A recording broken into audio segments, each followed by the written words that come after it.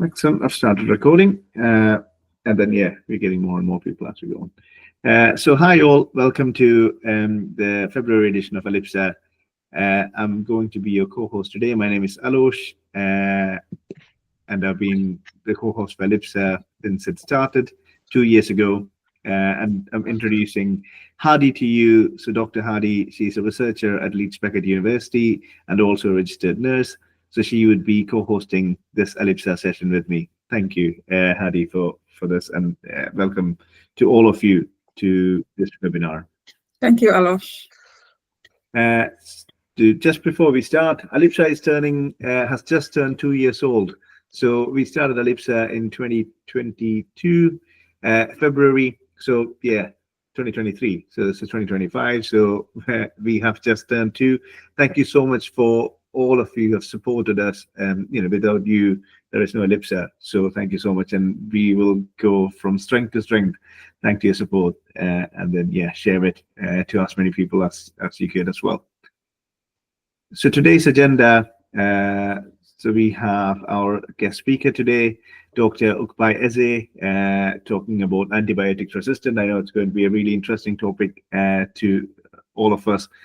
And then obviously we'll have our much wanted Q&A session after the presentation. So please ask us all your questions. You can either raise your hands and ask those questions or put those in the comment box. So we will get started soon. So before that, our housekeeping rules. So if you are not speaking, please be on mute, and then please switch on your camera. Now this is Ellipsa has always been about interaction, and this wants to be an interactive, engaging session. And seeing your face is always helpful for that. And please raise your hands if you have a question. And then, as you're aware, we have already started recording the webinar as well. So Dr. Ukbai Eze is going to be our guest speaker today. So I invite Dr. Eze to give the presentation to all of us now. I'll stop sharing now. Thank you. Thank you so much. I'm just trying to share my slides.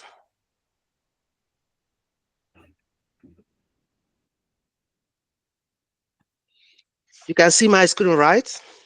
Yeah, it's clear. Okay. Thank you, Dr. Fatiha, and your team for this invitation to speak at Ellipsa seminar. It's an honor to be with each and every one of you, and I do hope I'll be able to speak to the audience the way they will appreciate that.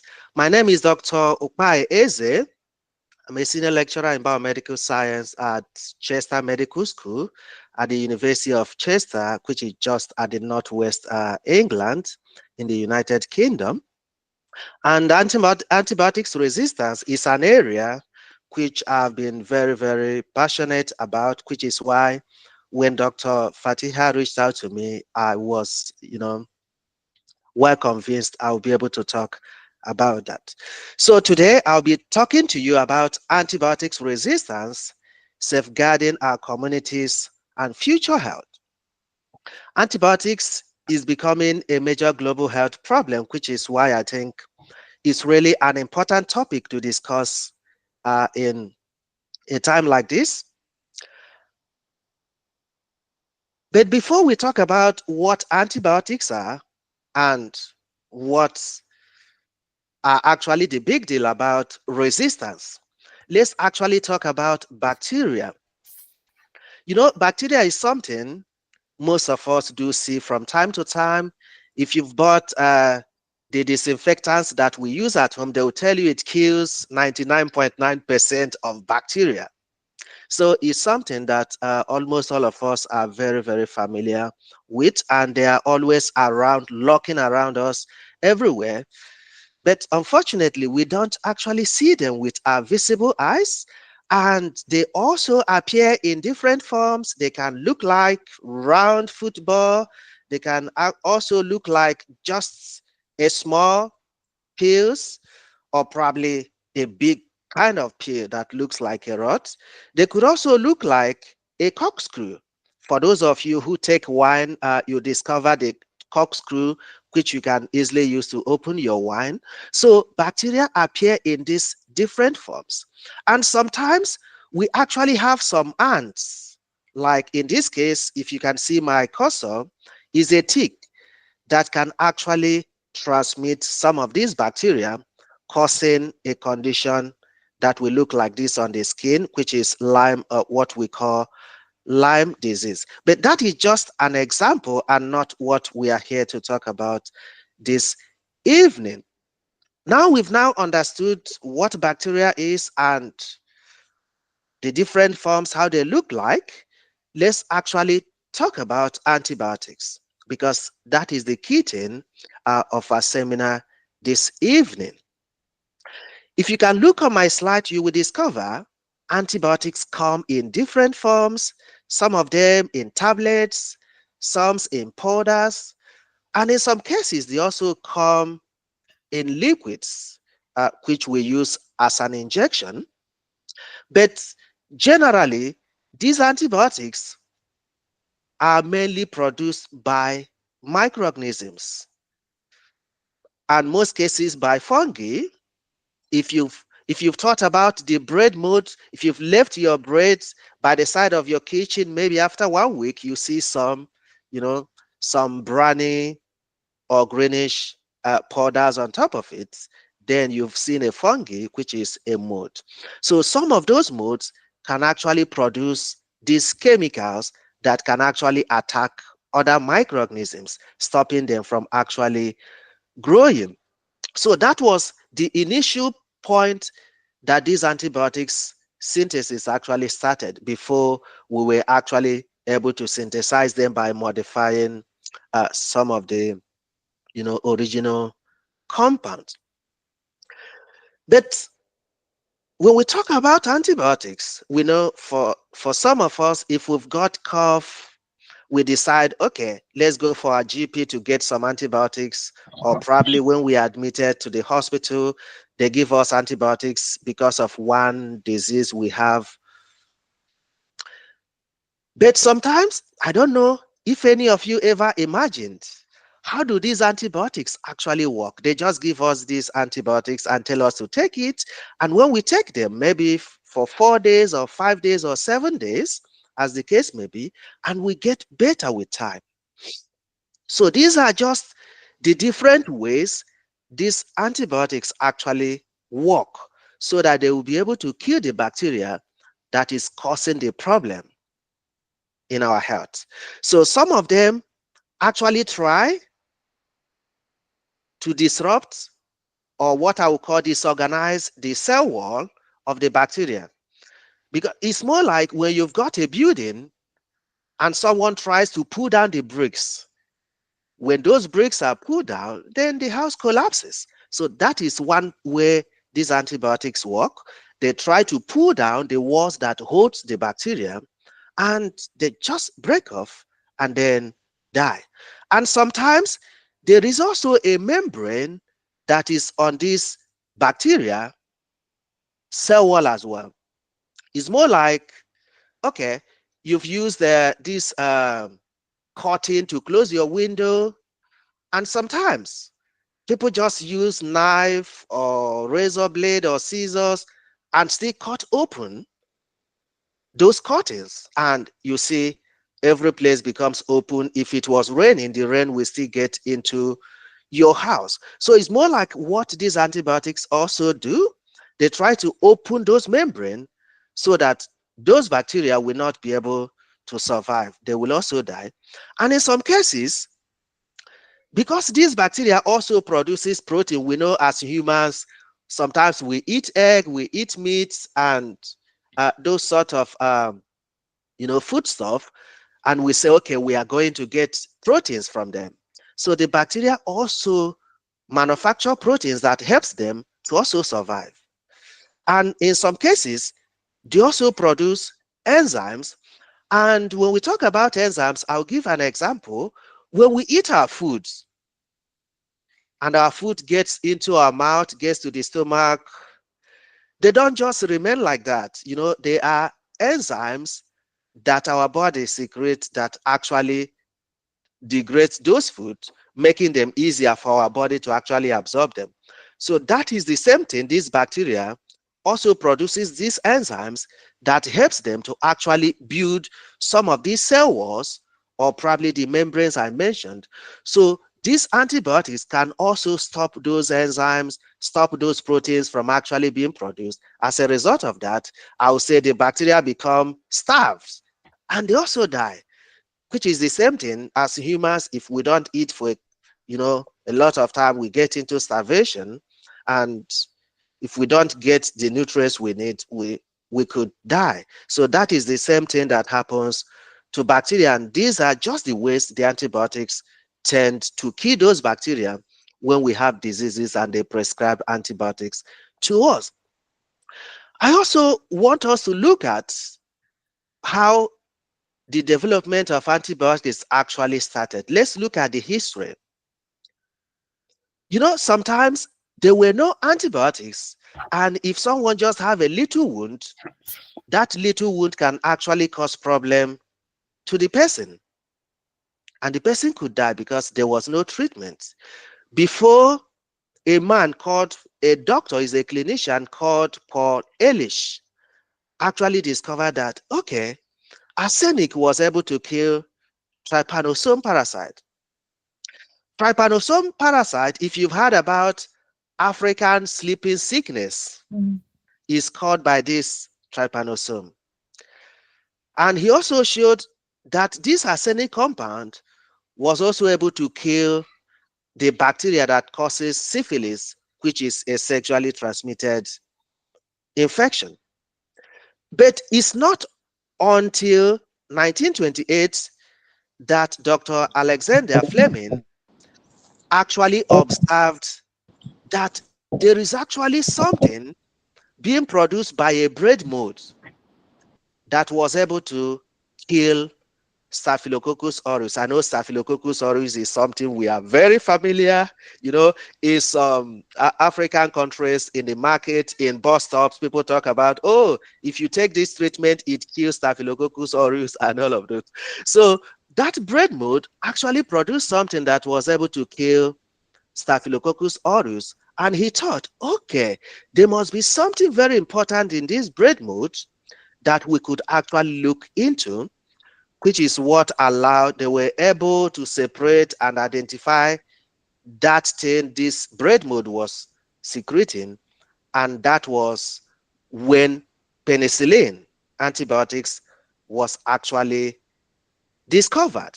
And if you look at this image I've showed here, over time there have also been other antibiotics that have been discovered between 1928 to 1990.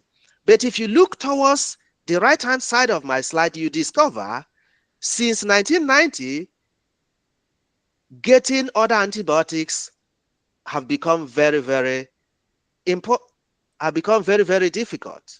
So it's more like there have been a drop on how we can produce these antibiotics, which is why this topic we are discussing today is very, very important, because resistance is also coming, and if we cannot produce new antibiotics, then we could be in big trouble if care is not taken.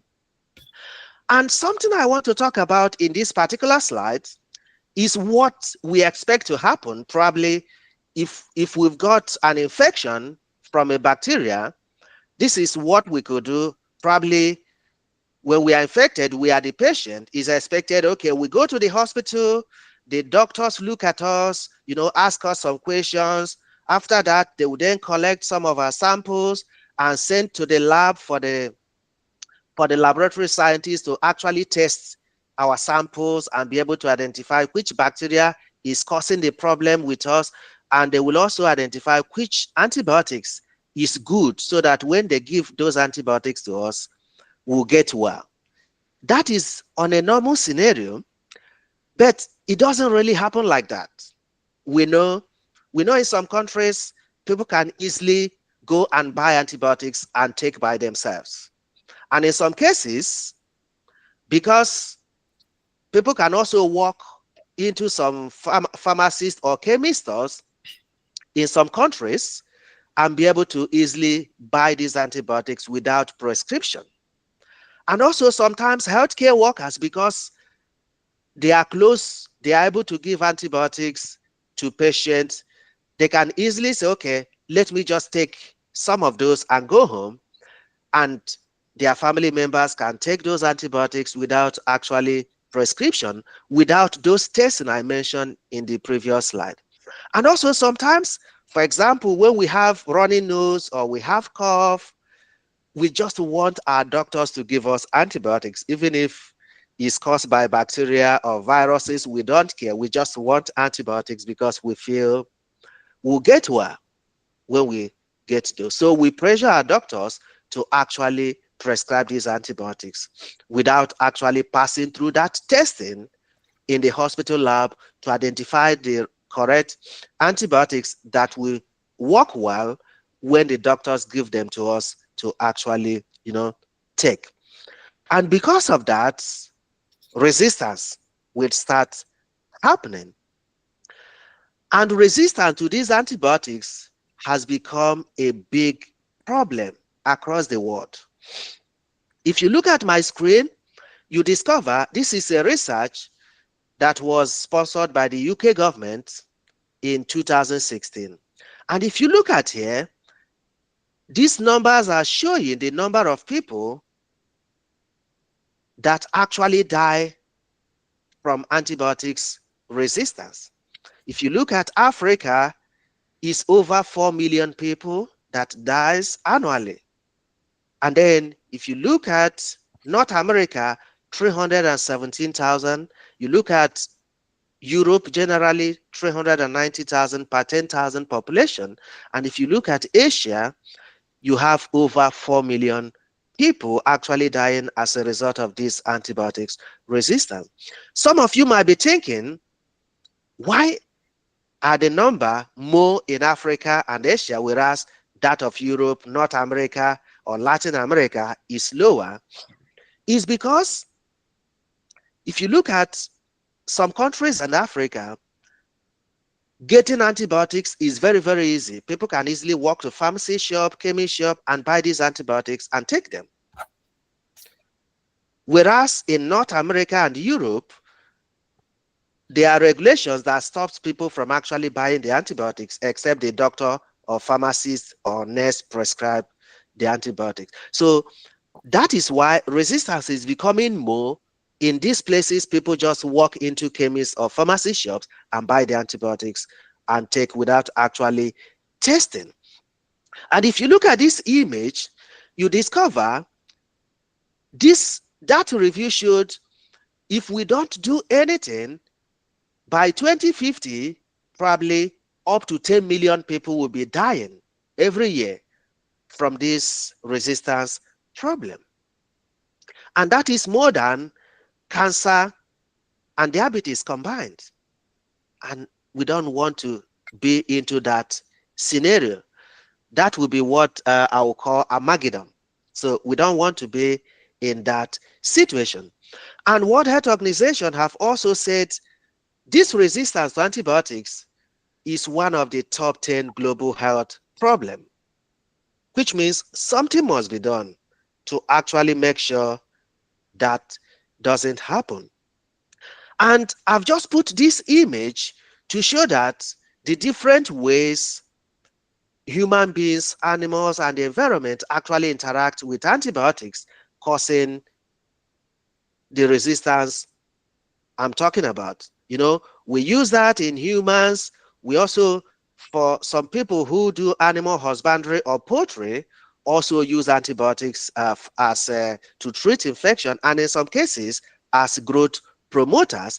That makes these antibiotics get into the environment, and because bacteria also stay in our environment, they could become resistant in the environment.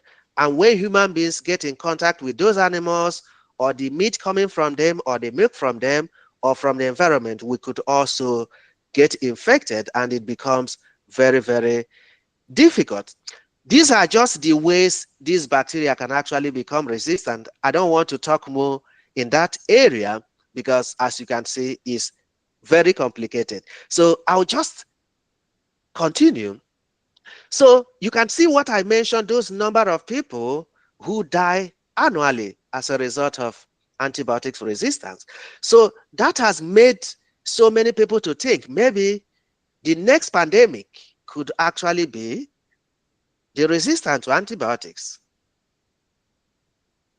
And the causes of this resistance, as I have mentioned in previous slide, one of them is actually people getting clinicians over prescribing antibiotics even if they are needed or not, or probably they have prescribed the right antibiotics and asked you to take it for 7 days, and you've taken it for 3 days and feel you're better, so there is no need taking those antibiotics. And those bacteria will develop thick skin so that when you get those bacteria in the future and take those antibiotics, they will not work again.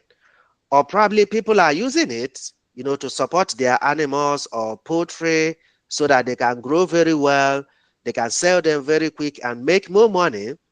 Or probably we don't actually control, keep very good hygiene in our environment. And then, like I mentioned, new antibiotics are also not being produced. So these are just very, very difficult. So if we continue like this, then there could be a pandemic of antibiotics resistance in the future. As you can see, these are just what could be happening if we get into that pandemic of antibiotics resistance. You can see here, I could have died because of an ingrown hair, or you see this statement, antibiotics resistant superbugs creating deadly risk for hip and knee operation, which means if this resistance continues, if people just go for surgery, they might not actually survive it.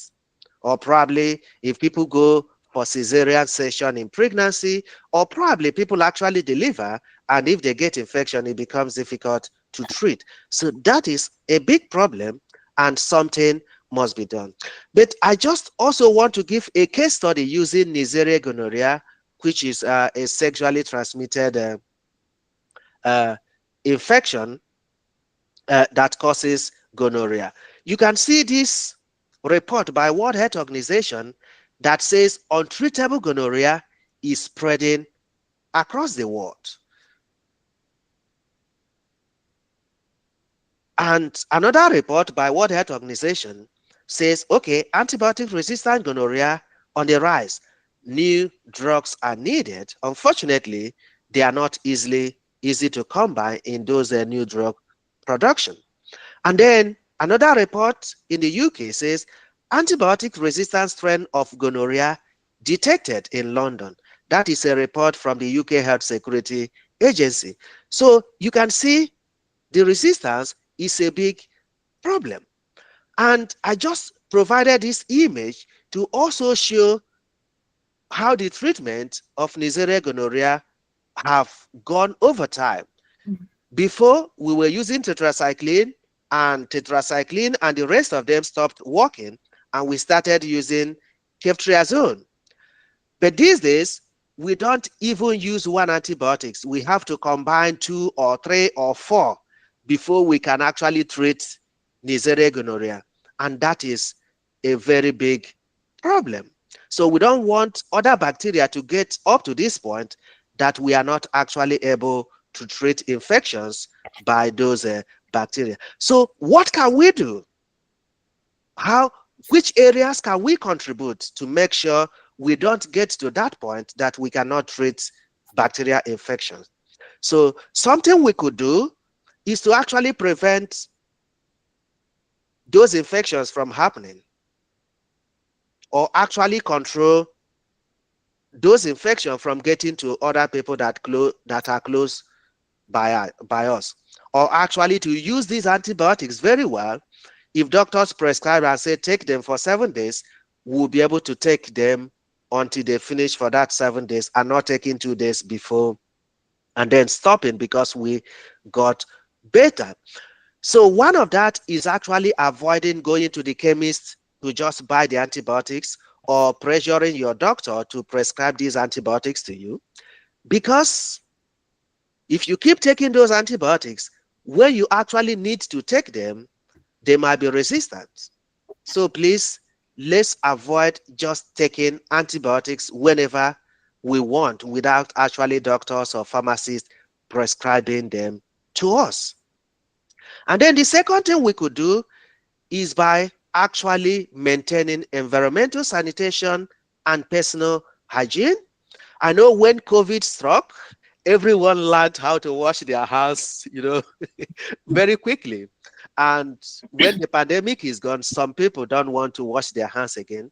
Please, washing our hands should be part and parcel of our lifestyle if we are to keep infections away from ourselves. And we should also keep our environment clean. If you use something in your kitchen, please get a disinfectant, wipe them off, keep everywhere clean, because if we don't get those infections, there wouldn't be need to actually take antibiotics. And then we could also get vaccinated, because when we get vaccinated against these bacterial infections, that means we'll be protected and we won't get these infections when they happen. And if we don't get these infections because we are vaccinated, there wouldn't be need for us to get antibiotics, and resistance will not be developing. So that is an area we need to contribute. Let's get our children, our wards, to make sure they get vaccinated. And also for those of us who might be into livestock production or into poultry, please only use antibiotics to actually treat the animals or poultry when they are sick, and not using them to actually promote their growth, because we want them to grow so quick so that we can sell them and get more money to support ourselves. Getting more money and supporting ourselves is good, but it's also causing problem to our health because it's inducing resistance to these antibiotics to actually occur. So today, I'm inviting you to actually become an antibiotic guardian. When you get this slide, please follow this link and sign up and decide which area you want to contribute. Whether you want to talk to people in your household, in your community, on how best they can use antibiotics so that resistance will not actually happen in the future, so that we don't get up to that point of having an antibiotics amalgam, because we don't really want to get to that point. So thank you everyone for sitting back and listening to me. I do hope I didn't take a lot of time to finish up. So thank you so much. I do hope during the questions and answer session, I'll be able to answer your questions. I'll try as much as possible to answer the questions you can raise. So thank you so much for listening to me and also for attending the seminar today. Thank you very much, Okpai, for that wonderful presentation. I think, you're welcome. Yeah, this antibiotic resistance is a very, very important topic, especially in poor resource countries like Africa and Asia as well. And I could relate very well with regards to your presentation. Whilst I'm waiting for some questions to come in, I just want to give some of the examples that you mentioned. Like you were saying in Africa, because as I have worked as a registered nurse in pharmacy for quite a while back in Africa, Okay. and I have like experienced some of these examples you are giving for some information. Like during those periods, you will see somebody will come to a pharmacy and say, I want antibiotics. And if you ask, why do you want the antibiotics? I want to clean my system. What do you mean by cleaning your system? You are not sick. You don't need that antibiotics. Though that is one of the examples. And sometimes maybe they will have a cold and then they say, okay, I want some antibiotics. You trying to explain this may be a fungal infection, not you don't need not bacteria yet. But then they will insist. But because there are not good policies controlling for people access to antibiotics, people can just buy them anyhow, which I think is very, very one of the major reasons, like in Africa or maybe other poor resource settings, why they have a big issue in with regards to antimicrobial resistance. And when it comes to the population as well, I think the awareness also is very poor with regards to the risks what it can do. So I think we have a lot of work to do back home. So I'm waiting for some questions. But before that, I just want to ask you, with regards to UK here, obviously there are very, very good policies. You can go to any pharmacy and access antibiotics because of the good policies that they have. Yes. And then when it comes to literacy, many people are aware of like the dangers. Obviously, so many people will not buy antibiotics and share with their friends or with families for them to use. And also to pressure a doctor, for example, to prescribe antibiotics in the UK, I see it very, like, it might be very unlikely compared to other countries, because here maybe they have guidelines where they will use to, for example, if you are to prescribe antibiotic, there will be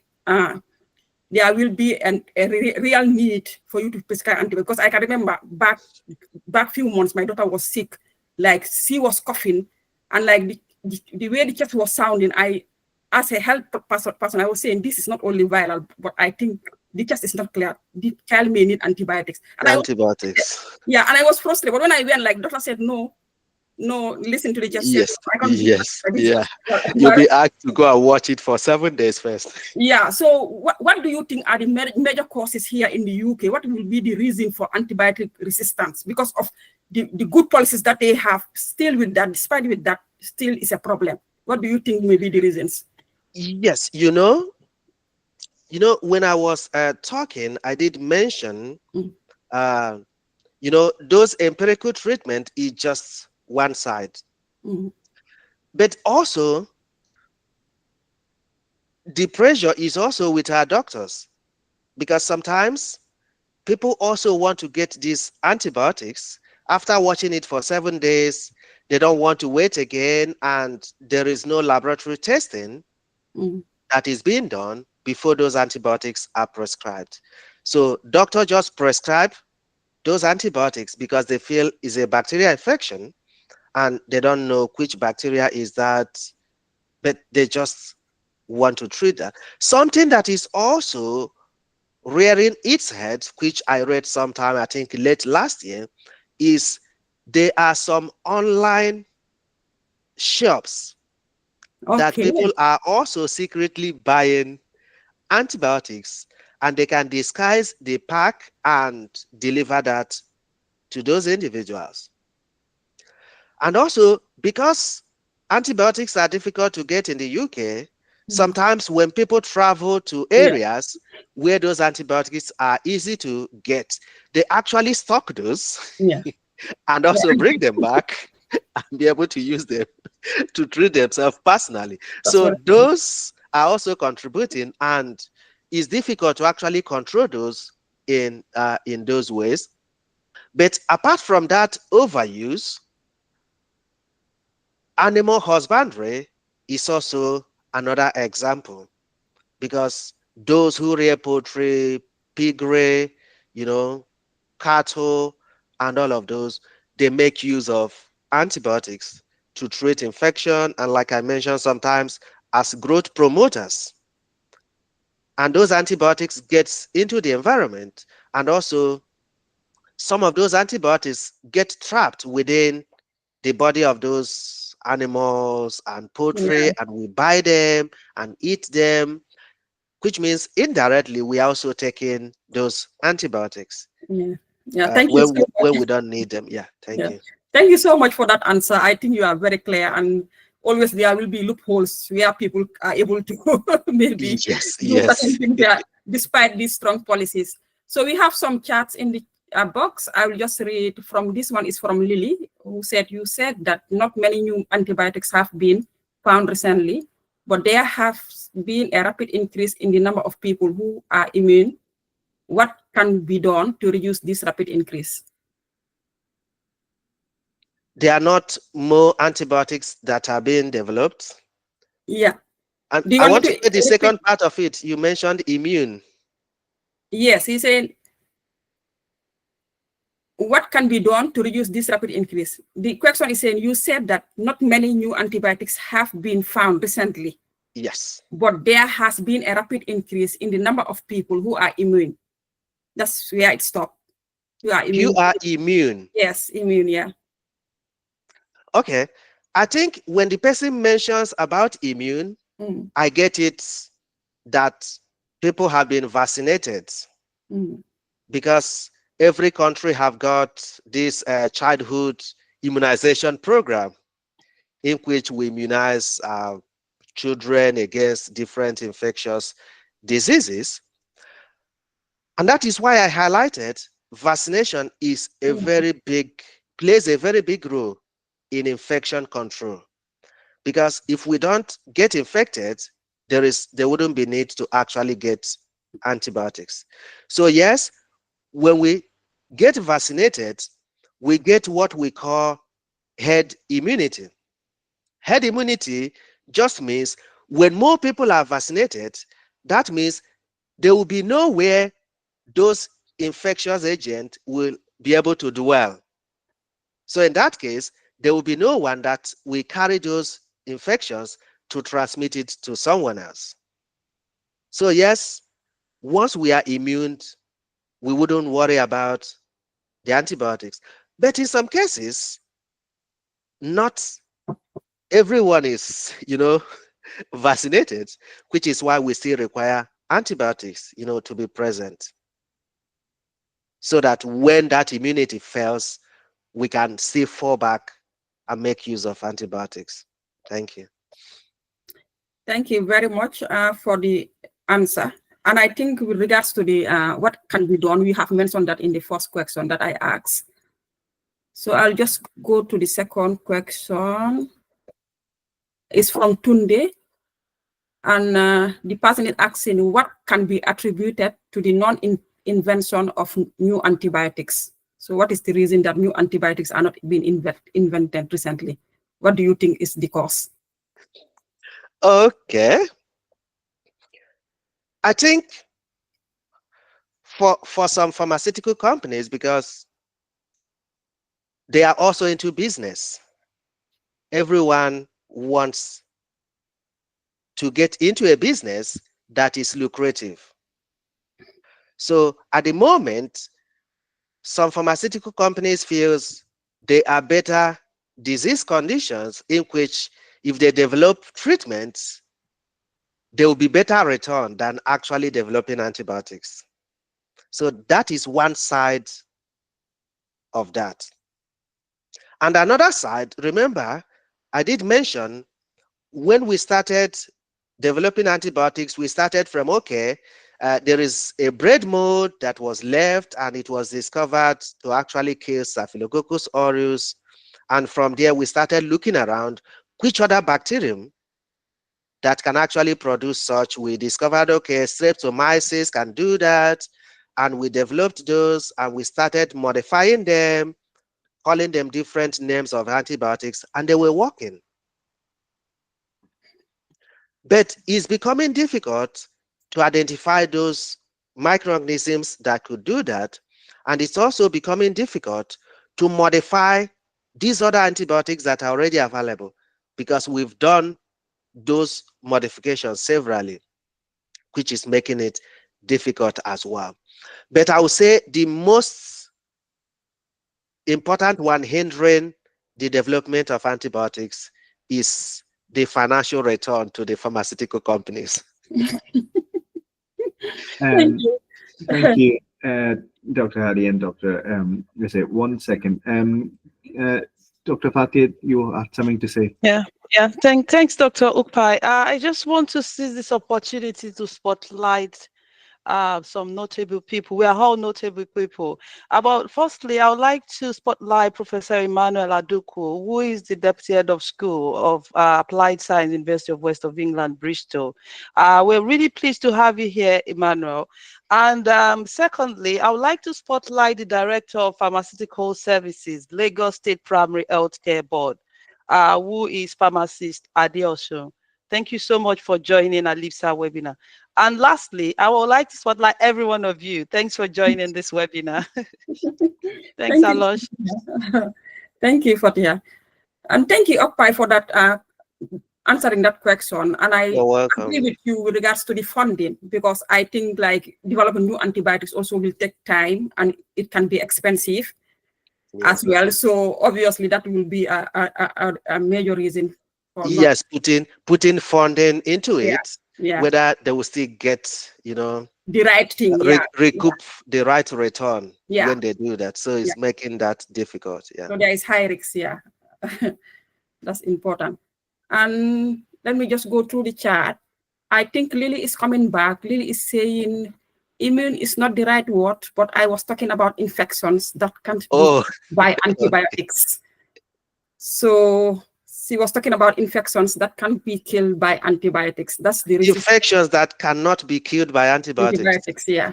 Yes, I think I used the Neisseria gonorrhea to give an instance of what could happen when we don't have antibiotics again. But the issue now is there are some, how do I put it? The World Health Organization have put some programs in which some antibiotics are put into what we call the reserved list. Because those antibiotics for now are known to treat those infections that are caused by resistant bacteria. Some of those antibiotics like colistin, tigecycline, and the rest of them are actually reserved. So it's not expected that once somebody is infected, those are prescribed. They are first line antibiotics that can be prescribed at that situation until it's noticed it becomes very resistant before these other reserved ones. So yeah, we haven't run out of antibiotics, at least not for now. That's good to hear. Yeah. Thank you very much. You're I think we have welcome. another question from Tunde. And Tunde is saying, is there are no sanctions for indiscriminate use of antibiotics without prescription? So like if there is any, maybe a form of like punishment for anyone using antibiotics without prescription. well, in the developed countries or the high income countries where there are regulations and policies, yes, there are punishments for that. You know, like I mentioned, people are buying antibiotics online. I saw the news somewhere in the UK. Government is actually, you know, taking action to crack such online vendors that are doing that. So yes, there is punishment in countries where the regulations are being put in place. But for some countries where those regulations don't actually exist, it becomes difficult to actually punish people for just walking into the chemist or pharmacy store to buy those. Yeah, thank you very much. And that is where we also come into place by educating those around us, telling them, please don't walk into pharmacy stores to buy antibiotics by yourself. You know, get to the doctor, let them test to know what is wrong with you, you know, identify antibiotics that is actually working from the laboratory before actually prescribing the antibiotics. So you can buy them and get well when you take them. So that is one side we need to contribute as well. Yeah, I can agree more. It's very, very important for people to be aware of the risks, and because if they are aware, they'll be able to protect themselves. But if they don't know about the risks, like they will just use it. And I think also the vendors should be the primary focus of like the punishment. Like if there is that strict regulations, obviously they will not want to put their business in jeopardy, so they will apply the rules and regulations. Apply the rules, yes, definitely. Yeah. So I think that's all we have. Unless we have someone who raised hand, I can't see anyone at the moment. Sorry, there's a raised hand from M. Odatunde. Okay, all right, it's fine. Odatunde, you are welcome. Hello. My questions have been answered. Hello, good evening. Good Yeah, evening. I think Yeah, Tunde said the question has been answered already. no, this is another Sunday. Oh, okay. Thank you. I joined late. I joined at the question and answer section, and I don't know if my question has been addressed before during the course of the presentation. Just go ahead, please, and ask. I'm just curious. In some areas like malaria endemic areas like Nigeria, I observed that apart from anti-malaria, they also prescribe antibiotics as routine medication. So I was just wondering, without any laboratory investigation or any other justification for choice of antibiotics, why, or maybe is there any research findings or anything that justify the use of antibiotics along with anti-malaria or any other condition that is not normally a microbial infection? Yes. Yeah. Thank you. Okay. Thank you, Odetunde, for that question. I know in the Nigerian instance you've cited, one thing that happens, because in most cases of that instance, laboratory diagnosis is not usually done. Mm-hmm.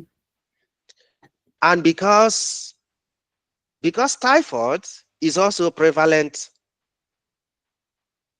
in Nigeria, and the symptoms of typhoid is similar with that of malaria. So when that happens, the doctor just feels, okay, let's use the two stones and kill the one, since we don't know where it is coming from. Let's try to see if it is typhoid. Let's kill it. If it is malaria, let's kill it. But unfortunately, that is also contributing to resistance in those antibiotics, because we are using them not actually knowing what is the actual cause of the sickness. So that is the problem. It's not a good rationale to actually combine both, because anti-malaria should be able to do its work in eradicating the malaria if properly used as prescribed by the doctor. Thank you. Thank you, Okpai. I think that's a very important question. Yeah, like in most of the poor resource setting, like diagnosis is usually a huge problem. And when it comes to malaria, you know how much it can kill. It can kill very fast. So sometimes you'll just use it as a prevention, like maybe to save. And on the other hand, you are doing harm as well, like promoting that resistance at the same time. So, but it's just a way of maybe trying to save life instead of harming. That's the major like focus why they are doing it. Yeah. So Thank you very much. Thank you so much, Dr. Ukpai, and thank you, Hadi, for all the questions, and thank you everyone for asking those questions as well. You're so welcome. before we go on, to the next section, is it possible for everyone to use the feedback form here? There's a link in the chat as well, so you can either scan it to give us feedback or use the link in the chat box. It really enables us to ensure that ALIPSA is doing what you expect the community expects us to do. So if you could take a minute from your time to give us some feedback, that would be amazing as well. So while we are doing that, what I will also do is that I will end this presentation for a second, and then we'll have our picture together. It would be great to have a screenshot of all of our pictures together. Yeah, Dr. Fatia? Yeah, sorry, Alosh. I think there's an important question by Oladapo Hassan on the chat, which we could ask Ukpai to share some insights on that. Hadi, Okay. do you want to read that out, please? Okay, infections is from Oladapo. Infections are common in schools and hospitals in low and middle income countries and deprived areas in the West. Example, Roma community in Europe. Are you aware of what bodies like WHO are doing to implement policies on water sanitation and hygiene, that is the worst facilities in schools and hospitals in these areas. Please share and what has been the impact over time. Which country was mentioned in that case? So the question is, are you aware of what bodies like WHO are doing to implement policies on worst facilities in schools and hospitals in these areas? Oh, okay. Oh, okay. That's the number one question. So the other one question. Yeah. Okay. So the other one is, please share and what has been the impact over time. So with regards to these worst facilities that these bodies have been doing. Yeah. Okay. Thank you so much for that. Yeah. I'm aware there are programs that are put in place by World Health Organization, UNICEF, and also there is this other organization that support in the provision of water, suitable water and adequate environmental sanitation, which is called Water Aids. So I'm aware of some of these organizations that help support those in the low middle income countries to have those provisions. And to be frank with you, in most cases, it is yielding fruits. For example, in the past, in some low middle income countries, I know cholera is not completely eradicated, but it doesn't happen so often as it was in the past.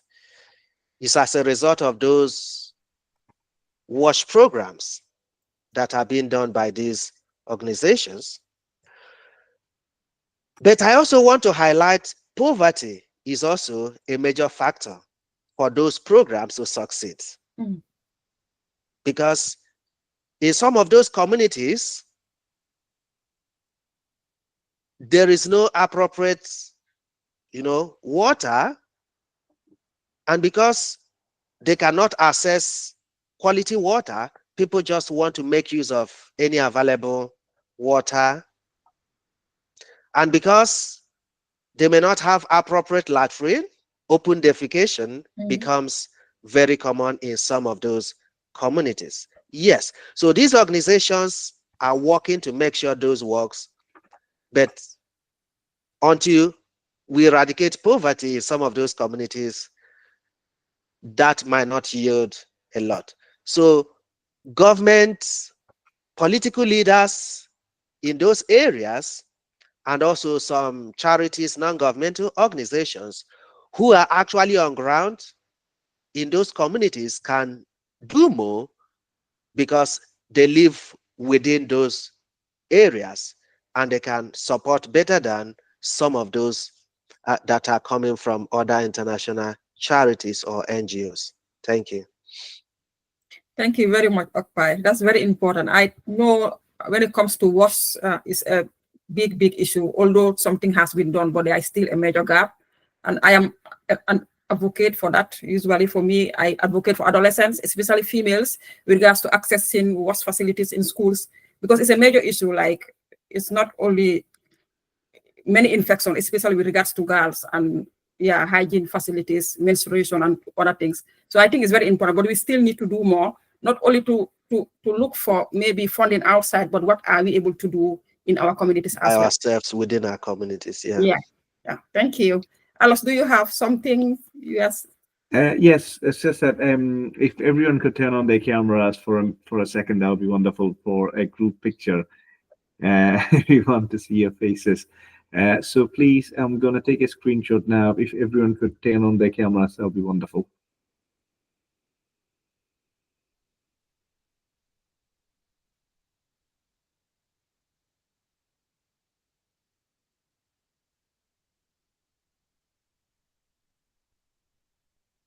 Fabulous. I have done that. Thank you so much for that. I will share my screen for a few more seconds. So we have done the Q&A, but obviously if you have any more questions, please use our WhatsApp community. I've put the link in the chat. We will ask Dr. Okpai to answer those questions in the WhatsApp, and then we'll give those answers to you. And we want to talk about our next webinar, Obviously, this is February. We normally have our webinar at the end of every month, but because next month is Ramadan, we won't be holding a webinar with the timings being in the afternoon. We want to make sure that everyone can attend. So instead of March, we will go into April, and then our next webinar is on the 28th of April. Dr. Herbert Membe talking about men's mental health and self-care. I think that's going to be a really, really important topic in our community as well. So as we go forward, so please make sure that you are there for April. Going forward, just you might have already known us, but if there are any new people, this is our admin team, Dr. Fatia and I, and Dr. Giselle Oluwatobi, Dr. Chengman Abalande. So we are really happy to be here and then ensuring ALIPSA is going forward. And then we've got an amazing set of volunteers as well. Shakiro, Shirin, Elias, Aisha, and Samuel supporting ALIPSA all throughout the way. So thank you so much for that. And then we've got our champions, Dr. Hadi, of course, our co-host today, but also Hesh and Amos, also championing ALIPSA in their respective communities. Thank you so much for that. So before we finish off, I've posted the link in the chat. So we have a WhatsApp community where you could ask any questions that you could ask during the webinar. And we also share major updates about ALIPSA and other health and community updates in the WhatsApp community. So please use the link in the chat or message one of the numbers on the screen to ensure that you are part of the WhatsApp community for ALIPSA. We have got 157 members as of today morning. We've got members from all over the world. And it would be really, really incredible if you could also be part of the community. So it's 8 o'clock exactly. So thank you so much, Dr. Ukpai, for such a wonderful, wonderful presentation. I think that's a very important topic, and that was evidenced by the number of questions in the chat and people asking those in the WhatsApp community. So we'll send those to you, and then it would be great if you could answer those. And I'll also ask, thanks, Dr. Hadi. Hadi, do you want to take over? And then Yeah, thank you everyone for making the time to be here. We really appreciate your effort, and hoping to see you in April again. Let's support our mental health for men as well. Thank you so much. We are so happy for you to be here. Thank you, Okpai, as well. Thank you so much. Yeah. Thank you for the invitation, and thank you everyone for turning up to listen to my talk. Do have a wonderful week. Thank you. Thank you. Thank you, everyone. Thank you. Thank you. Thank you, Doctor. Thank you. Thank you.